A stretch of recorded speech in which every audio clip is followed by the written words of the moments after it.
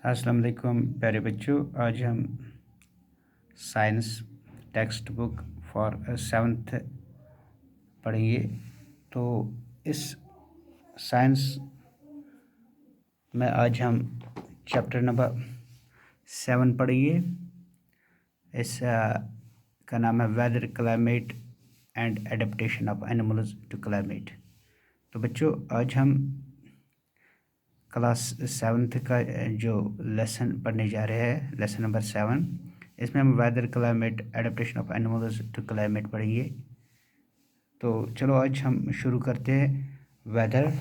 तो बच्चों अगर हम वेदर की बात करें तो weather the day today condition of the atmosphere at a place with respect to temperature, humidity, rainfall, wind speed extra is called the weather at that place.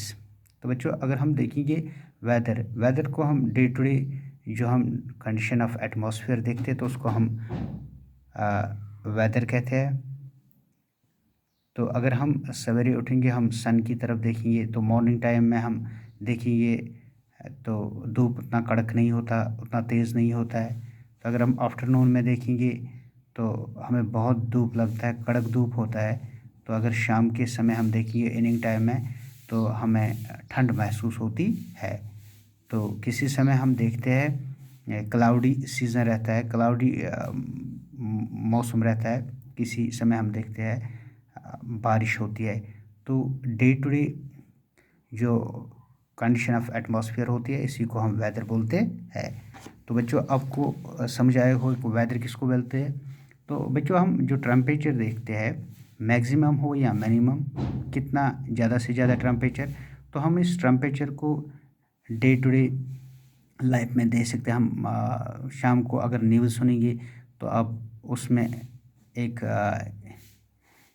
State का temperature measure कर सकते हैं। ये हमारा एक डिपार्टमेंट है, meteorological department of India जो है, गवर्नमेंट ऑफ इंडिया का जो मेट्रोलॉजिकल डिपार्टमेंट है, यही हमें दिन भर का टेम्परेचर जो है विंड एक्स्ट्रा का रिपोर्ट प्रिडिक्शन देता है।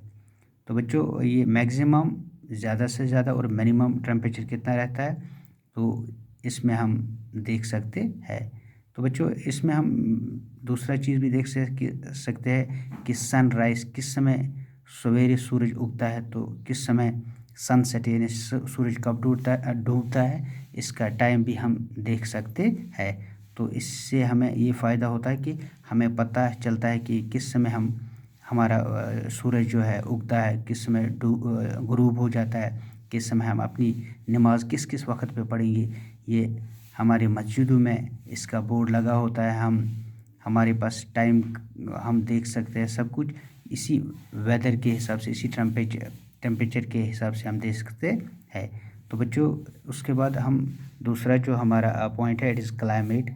तो क्लाइमेट किसको हम बोल सकते हैं, तो अगर हम डिफ़ाइन करेंगे क्लाइमेट को, the average weather pattern taken over a long time से 15 years is called the climate of a place. बच्चों अगर हम देखेंगे किसी स्टेट का, किसी मुल्क का अगर हम टेम्परेचर देखेंगे 25 से 35 साल में अगर हम देखेंगे वेरिएट नहीं होगा, चेंज नहीं होगा, तो हम उसको वेदर क्लाइमेट बोलते हैं। तो ये वेदर की तरह डे टू डे चेंज नहीं होता है, इसमें कम से कम 25 से 35 साल लगते हैं। तो अगर हम क्लाइमेट ऑफ अ प्लेस देखेंगे, किसी कोई स्टेट हमें वेट रहता है, कोई हॉट रहता है मोस्ट ऑफ द टाइम। अगर हम कश्मीर की बात करें या केरला की बात करें, अगर हम कश्मीर की बात देखें तो हमें यहाँ बिल्कुल 5-6 महीने बिल्कुल विंटर होता है, बिल्कुल बर्फ़ ज़्यादा होता है। तो हमारा जो ये टेम्परेचर है मॉडरेट रहता है, लो रहता है। या अगर हम देखेंगे इसमें ज़्यादातर स्नो होता है, रेनफॉल ज़्यादा होता है। तो अगर हम राजस्थान की बात करें, केरला की, वहाँ रेनफॉल ज़्यादा होता है। केरला की अगर राजस्थान की बात करें तो वहाँ जो ये टेम्परेचर होता है हॉट होता है, हाई होता है।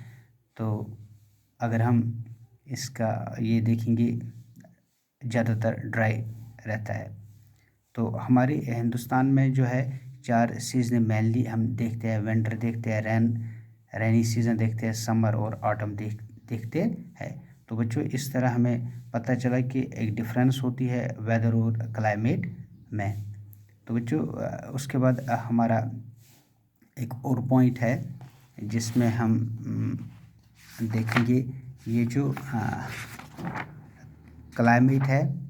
बच्चों क्लाइमेट की अगर हम बात करें तो अगर हम क्लाइमेट की बात करें तो बच्चों first we find the average temperature record during the month. Second we calculate the average temperature over many years that give us the mean temperature. The two places are Srinagar and Kerala की हमने बात की। तो अगर हम इसमें डिफरेंस देखिए, अगर कोई और स्टेट लेंगे तो हम देख सकते हैं कि वहाँ का टेम्परेचर जो है डिफ्रेंशिएट होता है, ये अलग अलग होता है, डिफरेंस इसमें बहुत होती है।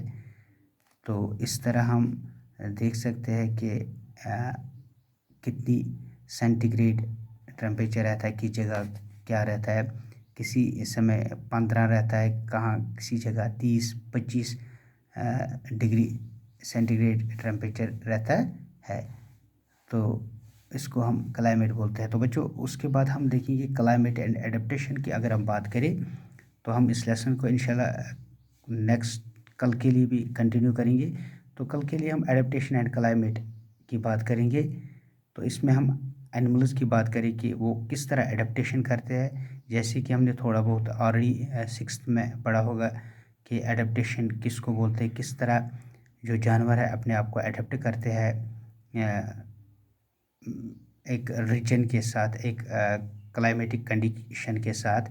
तो पोलर रीजन की अगर हम बात कर रहे हैं, पोलर रीजन आपको पता है कनाडा, ग्रीनलैंड, आइलैंड या बाकी जितने भी इस मुल्क है जहाँ पोलर रीजन के बारे में हम मैप भी देख सकते हैं। उसमें हमें पता चलेगा कि पोलर रीजन में कौन कौन से मुल्क पाए जाते हैं। तो बच्चों उसके बाद हम देखेंगे ट्रॉपिकल रेन फॉरेस्ट की अगर बात करें तो ये ट्रॉपिकल रेन फॉरेस्ट जो है ये India, Malaysia, Indonesia, Brazil, Kenya, Africa बाकी स्टेटों में पाया जाता है। तो पोलर रीजन की अगर हम बात करें तो पोलर रीजन में हम बच्चों पोलर बियर देखते हैं, पेंगुइन देखते हैं। तो अगर हम ट्रॉपिकल फॉरेस्ट रेन फॉरेस्ट की बात करें वहाँ बहुत सारे जानवर स्मोकीज है, लायंस, टाइगर्स, एलिफेंट पाए जाते हैं। तो इसमें हम कंटिन्यू कल करेंगे। तो हम देखेंगे कि पोलर रीजन जो है और ट्रॉपिकल रेन फॉरेस्ट जो है तो इसमें कौन कौन से किस किस किस्म के जानवर रहते हैं, तो वो किस तरह अपने आप को एडप्ट करते हैं इस क्लाइमेटिक के साथ।